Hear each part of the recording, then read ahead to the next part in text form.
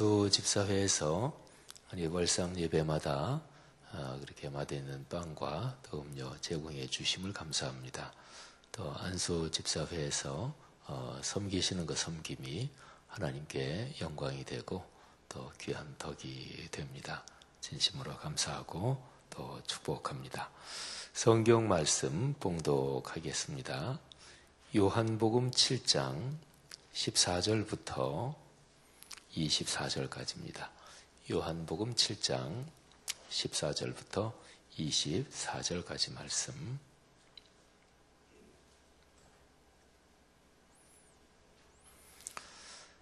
본문을 다 같이 한 목소리로 봉독하겠습니다. 이미 명절의 중간이 되어 예수께서 성전에 올라가사 가르치시더니 유대인들이 놀랍게 여겨 이르되 이 사람은 배우지 아니하였거늘 어떻게 그를 아느냐 하니 예수께서 대답하여 이르시되 내 교훈은 내 것이 아니요 나를 보내신 이의 것이니라. 사람이 하나님의 뜻을 행하려 하면 이 교훈이 하나님께로부터 왔는지 내가 스스로 말함인지 알리라. 스스로 말하는 자는 자기 영광만 구하되 보내신 이의 영광을 구하는 자는 참되니 그 속에 불의가 없느니라. 모세가 너희에게 율법을 주지 아니하였느냐? 너희 중에 율법을 지키는 자가 없도다. 어찌하여 나를 죽이려 하느냐? 무리가 대답하되 당신은 귀신이 들렸도다. 누가 당신을 죽이려 하나이까? 예수께서 대답하여 이르시되 내가 한 가지 일을 행하매 너희가 다 이로 말미암아 이상히 여기는도다. 모세가 너희에게 할례를 행했으니 그러나 할례는 모세에게서 난 것이 아니요 조상들에게서 난 것이라. 그러므로 너희가 안식일에도 사람에게 할례를 행하느니라. 모세의 율법을 범하지 아니하려고 사람이 안식일에도 할례를 받는 일이 있거든 내가 안식일에 사람의 전신을 건전하게 하는 것으로 너희가 내게 노여워하느냐? 외모로 판단하지 말고 공의롭게 판단하라 하시니라. 아멘. 우리가 매달 첫 주간 토요일에 이렇게 아침에 월상 예배를 드리는데요. 오늘은 또 9월 초하룻날하고 겹쳤습니다. 오늘부터 시작되는 9월 한 달 하나님께서 여러분의 삶에 큰 복을 주실 것입니다. 믿음을 가지고 하나님이 주시는 복을 넉넉하게 누리고 또 주변 사람들과 나누는 그런 복이 있기를 주의 이름으로 축원합니다.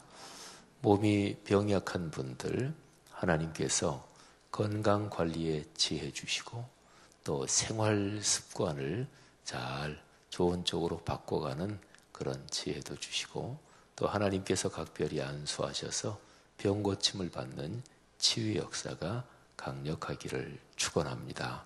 또 여러분 가정, 경제, 아들, 딸, 손녀, 손자, 취업이나 또는 경제 활동에 하나님께서 복을 부어 주셔서 좋은 문들을 열어주시고 또 직장도 주시고 또 매출액이 드러나게 하시고 또 모든 경제 활동에 하나님이 큰 은혜 주시기를 주의 이름으로 축복합니다. 무엇보다 하나님께 드리는 예배 중심으로 또 한 달을 걸어가면서 예배 드릴 때마다 하나님 만나고 또 예배에서 하늘의 기쁨을 누리고 그 힘으로 우리의 삶이 풍요롭게 되기를 주의 이름으로 축원합니다. 요즘은 휴대전화가 하도 좋아서 사진 찍는 게 아주 일상화되어 있죠. 옛날 같으면 사진기를 가지고 다녀야 사진을 찍을 거 아니겠어요, 그죠? 근데 요즘은 사진기 필요 없고 그냥 휴대전화 가지고 다니면 다 사진을 찍어서 사진 찍는 게 아주 일상화됐습니다. 그런데 사진을 그냥 예쁘게만 찍는 거 말고요, 사진 예술하는 사람, 사진 예술하는 사람, 뭐가 다를까요? 요즘은 기계 자체가 좋아서 뭐 그냥 대고 누르기만 하면 초점 자동으로 맞춰지지, 또 기계 워낙 좋으니까 휴대폰으로만 찍어도 아주 다 잘 나옵니다. 그러니까 구도 잡는 거, 이렇게 네모난데 피사체가 그러니까 찍으려고 하는 그 대상물, 사람이든 뭐 물건이든지 간에 그게 어떻게 들어와야 되느냐, 구도 잡는 것만 조금 배우면 그러면 사진이 다 멋있습니다. 또 사진의 그 심도를 뭐 깊게 하는 거, 낮게 하는 거, 뭐 얼마든지 있죠. 그런데 그렇게 많이들 사진을 찍지만 그 찍은 사진이 다 예술품, 작품은 아니에요. 작품은 뭐가 다를까요? 사진기가 좋으니까 뭐 멋있다, 이쁘다, 또는 와 특이하다, 뭐 이런 건 얼마든지 널려 있거든요. 근데 작품이다, 또 사진 예술가다, 그러면 뭐가 다를까요? 우리나라는 아직까지요, 이 사진 작품이 판매되고 하는 그 시장이 활성화되지 않았대요. 근데 외국 같은 데는 사진 작품을 파는 게 이게 이제 그 시장이 활성화돼서요. 저도 그런 거 이렇게 조금 보고서 놀랐는데 사진 한 장에 몇백만 원을 하고 어떤 거는 1,000만 원대가 넘고 또 몇천만 원짜리도 있어요. 그래서 그걸 보면서 야, 사진 한 장 찍어서 사진은 찍어서 얼마든지 많이 이렇게 할 수 있잖아요. 그래서 100만 원짜리면 100장만 팔면 1,000만 원, 그리고 1억, 이렇게 되겠다 싶었는데 보니까 사진을 찍어서 작품으로 팔 때는 딱 이 사진은 5장만 카피한다, 이게 딱 있대요. 그러니까 더 이상은 안 하는 거죠. 그래서 여러 해 전이죠. 그 방글라데시에 방송사하고 같이 제가 갔을 때 그때 이제 사진 작가 신미식 씨라는 분하고 같이 갔어요. 근데 그분이 뭐 굉장히 사진 예술을 많이 하시는 분인데 제가 물어봤죠. 어떤 사진 작가가 나는 요 작품 5장만 카피한다, 또는 요거는 10장만 카피한다, 그리고 이제 판매를 하는 건데, 근데 진짜 5장 하는지 진짜 그거만 하는지 더 하는지 어떻게 합니까? 그랬더니 그분이 웃으면서 그냥 그거는 뭐 믿어야죠. 그리고 이제 사진 예술하는 그 바닥에서 그거를 뭐 거짓말을 하고 하면 살아남지 못하겠죠. 근데 예를 들어서 어떤 사진을 딱 한 장만 카피한다, 이거는 딱 찍은 거 한 장, 그 외에는 세상에 없다, 그러면 이제 가치는 더 높아지고 더 비싸지겠죠. 근데 작품이라는 거는, 예술품이라는 거는 하나밖에 없는 거예요. 엄밀하게 말하면 사진, 판화 이런 거는 이제 여러 장을 쉽게 만들 수 있죠. 그런 경우에도 예를 들어서 어떤 사진을 몇천 장을 만든다, 이미 많아지면 그거는 가치가 별로 없는 거예요. 그러니까 우리가 많이 듣는 얘기 중에서 희소성의 가치란 말이 있죠. 그러니까 적으면 그게 가치가 있는 거지요. 금이 비싸죠, 그죠? 금. 근데 이 세상의 길바닥이 몽땅 금이면 어떻게 될까요? 그러면 금 비쌀 이유 전혀 없죠. 어디에서나 얻을 수 있는데 뭐가 비싸겠어요? 근데 그게 희귀하니까, 그러니까 이제 비싼 거죠. 공업용이나 특별히 이 전자제품, IT 제품 이런 데 들어가는 광물 중에서 희토류라고 하는 게 있어요. 그거는 딱 어떤 광물 하나만이 아니고 그 들어가는 이런저런 특별한 광물들, 뭐 금속 같은 거, 이런 거를 이렇게 여러 개를 다 합쳐서 부르는 말이에요. 희토류. 근데 그 글자 그대로가 희가 희귀하다 이런 뜻이고, 토자는 흑토자고요. 류는 종류, 집단 이런 뜻이에요. 그러니까 어떤 종류의 뭐 광물, 흙 이런 거는 아주 희귀하다. 그래서 희토류 이렇게 얘기를 해요. 자, 다시 수도 없이 사진을 찍고 사진 찍는 게 일상화되고 기계도 좋아지고 그랬지만 사진 작품, 그래 네가 알아듣는구나. 사진 작품, 그거는 뭘 보고 작품이라 그럴까요? 그거는 진짜 사진 작품 이렇게 한 거 보면 어떨 때는 감탄을 하게 돼요. 아, 하고 감탄을 하게 돼요. 그거는 근본적으로 다른 시각, 다른 시야에서 본 거예요. 다른 각도에서. 그러니까 보통 사람은 뭐 꽃이 다 이쁘고 뭐 누가 꽃 이쁘게 찍는 사람 뭐 세상에 많잖아요. 사진 어느 정도 실력되면 아주 조그만 거를 그냥 확대해가지고 주변은 온통 다 흐리게 만들어 놓고 그거 하나만 선명하게 뭐 그 정도는 사진기 조금만 다루면 누구나 다 하거든요. 그러니까 누구나 다 하는 거 아닌 거, 다른 사람은 못하는 거. 예를 들어서 세밀화라는 게 있어요. 아주 세밀하게 그린 거지요. 그러니까 사진이 아니에요. 그린 거예요. 근데 꼭 사진 같아요. 아니 사진보다 더 정교해요. 그거는 아무나 그렇게 못 그려요. 그죠? 못 그리는 거예요. 근데 어떤 사진은 감탄을 하는데 저건 나도 찍을 수 있겠다 이런 게 있어요. 근데 그 사람이 제일 처음에 그 각도로 본 거예요.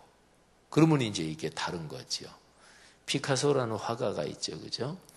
피카소라는 화가가 그린 그림을 이렇게 보면 그러면 아유 저 정도는 나도 그리겠다 이런 생각이 들어요.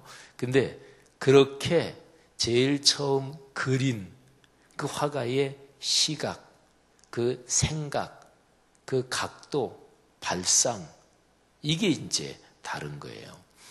세계적인 화가 중에서 이우환 화가가 있습니다. 이우환 아주 유명한 사람이에요. 프랑스 파리에서 활동하고 뭐 일본 뭐 하여튼 전 세계적으로 굉장히 저명한 사람이에요. 근데 제가 여러 해 전이에요. 벌써 한 뭐 5년인가 한 7, 8년 됐나요? 저 프랑스에 가서 프랑스의 목회자 세미나 때 가서 그 이우환 화가의 그림을 본 적이 있어요. 근데 그분의 그림 좀 이렇게 좋아하시고 이런 분들은 뭐 이우환 화가 그러면 다 알 텐데. 근데 그분의 그림 중에서 무지무지하게 유명한 게 이렇게 이제 그 캔버스가 있잖아요. 근데 거기에 가운데 점 하나 찍혀 있어요. 그리고 주변에 아무것도 없어요. 그러면 그거 여러분도 그릴 수 있잖아요. 그죠? 근데 그게 뭐 값으로 이우환 화가의 그 작품은 그냥 부르는 게 값입니다. 전 세계적으로. 근데 가운데 있는 점이 딱 하나 이렇게 찍혀 있는 게 아니고 이게 네모난 점이에요. 그래서 네모난 점을 뭐 이만한 붓으로 이렇게 이만큼 이렇게 긋는지 그거는 모르겠지만 근데 점 하나 찍혀 있어요. 그건 진짜 뭐 여러분도 그릴 수 있고 저도 그릴 수 있잖아요. 근데 이우환 화가 그 사람이 어떤 다른 사람하고 대화한 그 책을 양의의 예술, 양의 두 가지 뜻이다 그런 말이죠. 양의의 예술, 이우환과의 대화 그런 책을 제가 읽어봤는데 그 이우환 화가는 점 하나 찍기 위해서 혼신의 힘을 쏟아붓는데요. 점 하나 그거 이렇게 찍으면서 무지무지하게 에너지를 쏟아붓는데요. 근데 우리 같은 사람들은 그거 뭐 에너지를 쏟아부으나 안 부으나 그냥 뭐 이렇게 뭐 커피 한 잔 마시고 그리고서 점 하나 찍어볼까 그리고서 그리면 될 것 같은데 근데 이제 그게 아닌 거죠. 그런 걸 가리켜서 예술이라고 그래요. 특허 같은 거 내잖아요. 그죠? 특허는 뭐가 특허일까요? 그러니까 다른 사람하고 다른 각도에서 보는 거예요. 다른 시각 그리고 다른 발상 창의적인 생각 그걸 가지고 특허를 내는 거예요.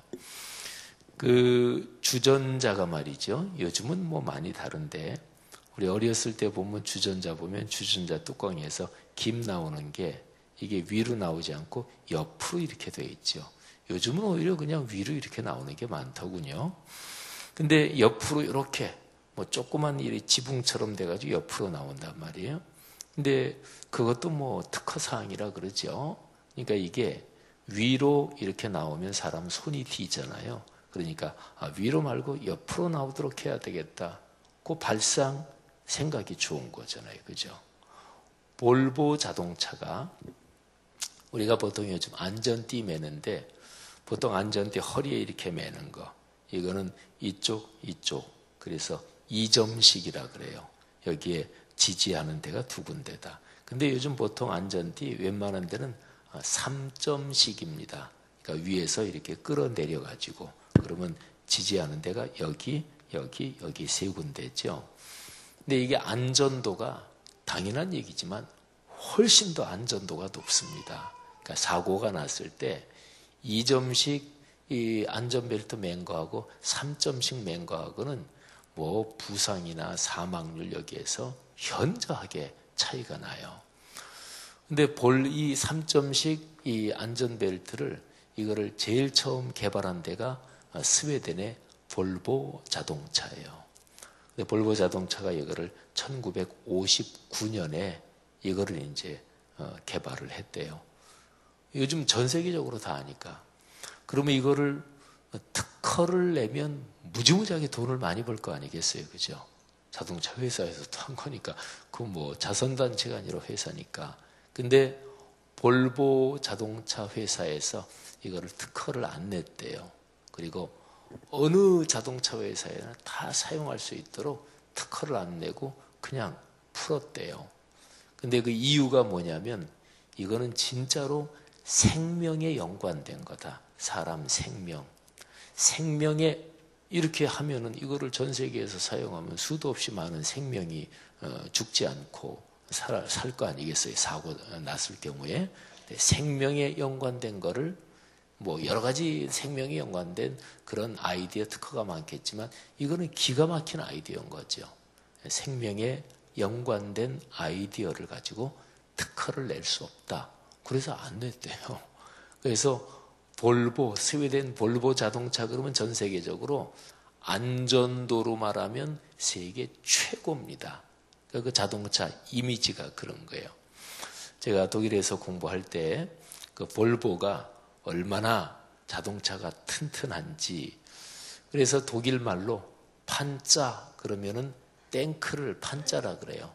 근데 독일 그 자동차 이런 데서 흔히 하는 얘기가 볼보가 판자 아우토라고 그래요.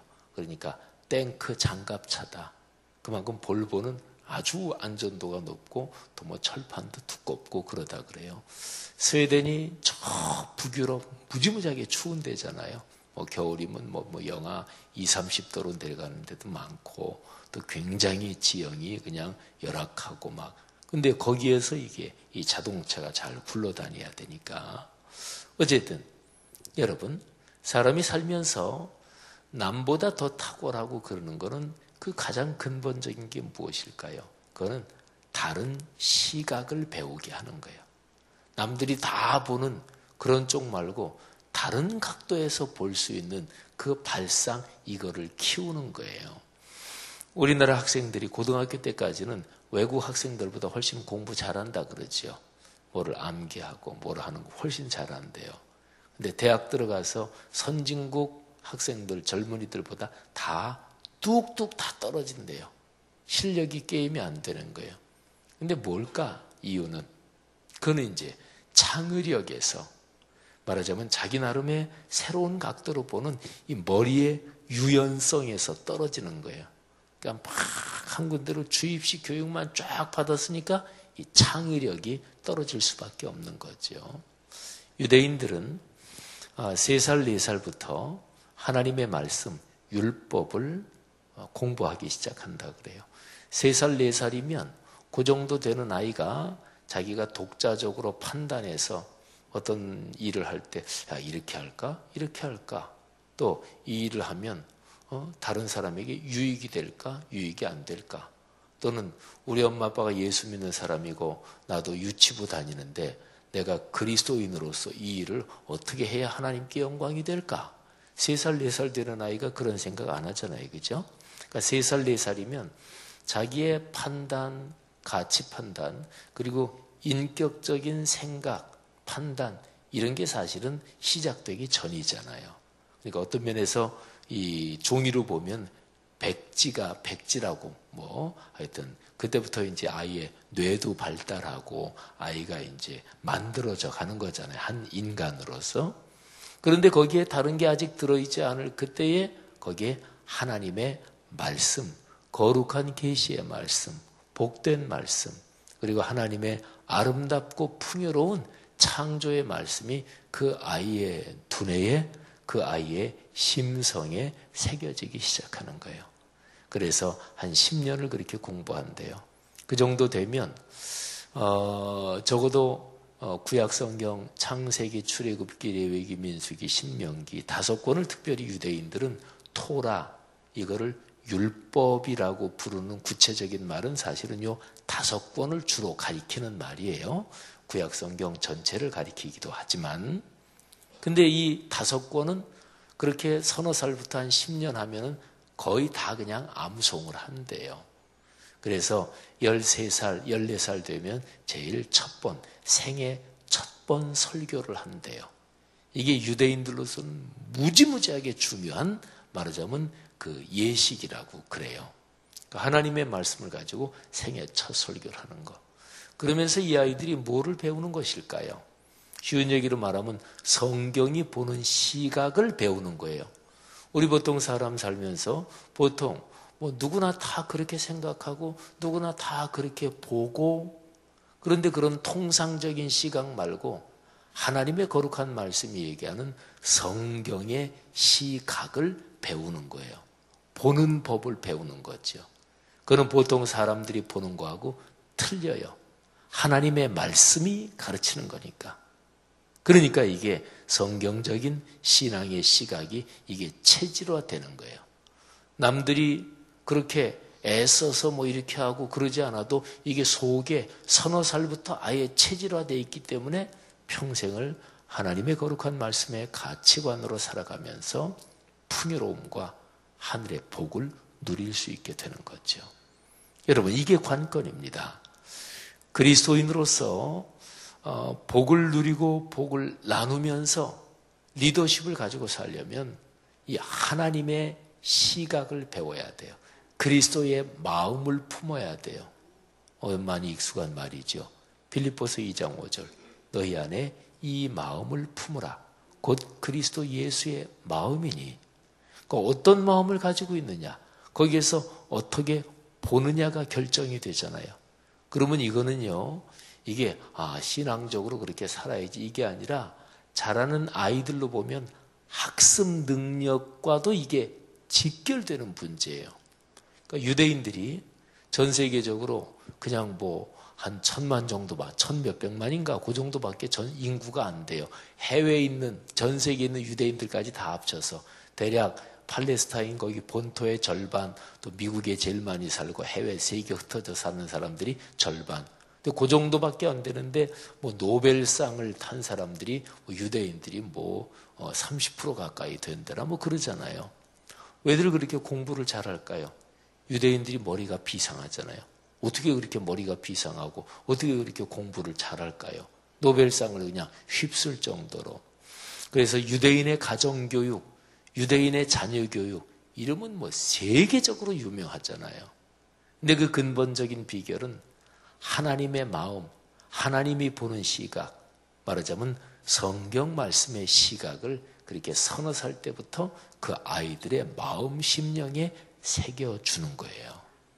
여러분, 오늘 아까 여러분과 제가 읽은 이 말씀, 여기에 보면 바로 다른 시각, 여기에 대한 얘기가 있습니다. 예수님께서 안식일에 병자를 고쳤어요. 근데 유대인들이 당신 안식일법 어겼다 이러고 나서 예수님을 잡아 죽이려고 그러는 거예요. 그러니까 예수님이 거기에 대해서 그 사람들한테 당신들이 지금 하나님의 주신 말씀을 잘못 이해하고 있다 이렇게 하는 거예요. 그러니까 유대인들은 예수님을 저 예수란 자가 귀신 들렸다 이러는 거예요. 근데 예수님은 귀신 들린 게 아니라 완전히 거꾸로 된 거죠. 귀신 들린 게 아니라 하나님의 마음으로, 그리고 하나님의 시각으로 지금 사역을 하면서 가르치시는 거예요. 그러면서 예수님이 아까 우리가 읽은 말씀에서 제일 마지막에 이런 말씀을 하시죠. 외모로 판단하지 말고 공의롭게 판단하라. 외모, 이거는 눈에 보이는 대로 뭐 누가 어유 키 크다, 키 작다, 어유 잘생겼다, 어쩌다, 아유 옷을 뭐 잘 입었네, 어쩌네, 이게 다 외모잖아요, 그죠? 그 사람이 돈이 많네, 적네, 이게 다 외모잖아요.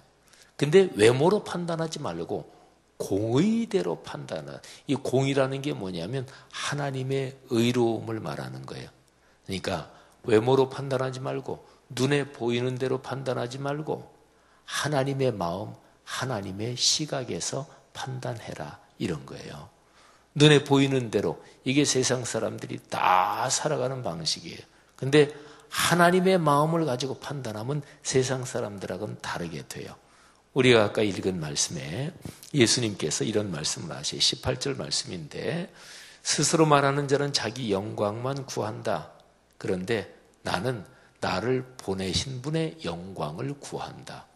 우리 기독교 2000년 신앙에서 무지무지하게 굉장히 유명한 말이 오직 하나님께 영광을, 이 말이에요.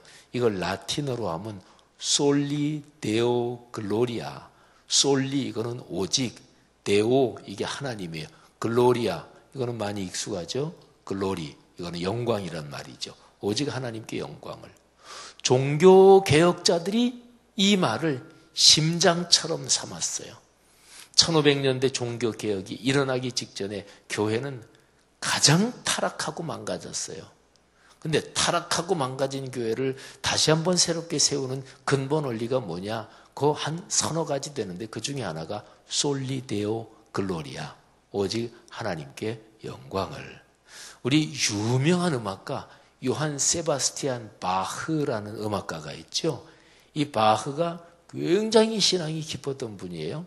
이 바흐는 자기의 악보, 요한 세바스티안 바흐가 살았던 1600년대, 그때 쓴 악보가 지금도 다 남아 있어요. 근데 그 악보의 밑에 보면은 SDG 이렇게 영어죠. 영어 독일어 다 알파벳이니까 이런 알파벳이 써 있는 게 많아요. SDG, 이게 뭐냐? 솔리데오 글로리아, 오직 하나님께 영광을. 그러니까 요한 세바스티안 바흐는 음악을 하되, 야, 내가 이만큼 뛰어난 음악가야, 이거를 뽐내려고 한 게 아니라 자기의 모든 음악이 오직 하나님께 영광을 돌리기를 원한다. 이거 한 가지 때문에 음악을 한 사람이에요. 그러니까 성가대나 이런 찬양을 하면서 우리가 연주하지, 이러면 그거는 하나님께 영광이 제 아무리 음악적으로 잘해도.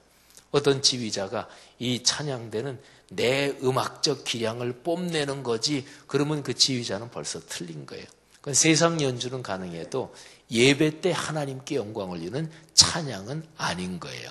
어떤 솔리스트가 쫙 자기 기량을 쫙 뽐내고, 그거는 세상 공연이지 하나님께 영광을 돌리는 거 아니에요. 적어도 예배라는 예배 시작부터 끝날 때, 예배 이 사이에서 찬양할 때는 진짜로 뭐 솔로를 하든 지휘자든 찬양대든 누구든지 간에 하나님께 영광 돌린다. 하나님 앞에 찬양을 올려드리는 거예요. 근데 요한 세바스티안 바흐 같은 음악가는 그냥 일반적인 공연 연주, 자기가 살아가면서 음악가라는 모든 음악이 오로지 하나님께 영광이 된다. 이거 하나만을 삶의 중심으로 품고 살아간 사람이죠. 여러분, 원리가 이것입니다. 하나님께서 여러분의 가정 가문에 아들, 딸, 손녀, 손자 자라는 모든 세대에게 하나님께 영광을 돌린다. 그리고 보는 대로, 눈에 보는 대로 즉물적으로, 즉흥적으로 판단하지 않고 하나님의 거룩한 의로움, 공의로 판단하고 그런 시각을 가지고 인생길을 살아가기를 주의 이름으로 축원합니다. 그래서 여러분의 가정 가문이, 신앙의 가정 가문이라는 게 바로 그걸 말하는 거죠. 그리고 9월 한 달도 하나님의 거룩한 말씀의 시각으로 보고 또 그렇게 판단하며 그렇게 순종하며, 그래서 복을 넉넉하게 누리는 9월 한 달 되기를 주의 이름으로 축복합니다. 기도하겠습니다. 이 시간에 우리 각자가 기도하다가 자유롭게 돌아가시고 또 안수 집사님들 또 모임 갖는 그 모임에 하나님의 축복이 함께 하시기를 바랍니다. 그리고 안수기도 받으실 분들은 차례로 나오시면 안수기도 해드리겠습니다. 내일 거룩한 주일 하나님을 깊이 만나는 날 되게 하옵소서. 9월 한 달 하나님의 마음으로 살게 하옵소서. 또 이 나라와 이 민족 평화와 그리고 남북 통일이 평화롭게 하나님의 뜻대로 잘 이루어지도록 아버지께서 축복해 주옵소서. 이 나라 경제도 붙들어 주시고 한국 또 북한 또 중국 일본 이 동아시아 동북아시아에서 군사 장비가 군사 무기가 확장되지 말고 평화의 기운이 넓어지고 강해지게 하옵소서. 우리 교회가 말씀 삼운동 원세계 선교를 잘 감당하게 하옵소서. 시애틀 리노드에 있는 우리 지교회 로고스 라이프 교회를 축복하시고 박성진 선교사님 내외를 축복해 주옵소서. 주님을 섬기되 겸손히 섬기는 수많은 성도들이 일어나서 하나님께 영광을 돌리게 하옵소서. 자유롭게 통성으로 기도하다가 돌아가시겠습니다. 기도합니다. 하나님 아버지 은혜 감사합니다. 성령으로 붙들어 주시고 거룩한 은총으로 주님의 큰 복을 주옵소서. 이 시간에 기도하는 귀한 성도님들 기도를 받아주시고 하나님께서도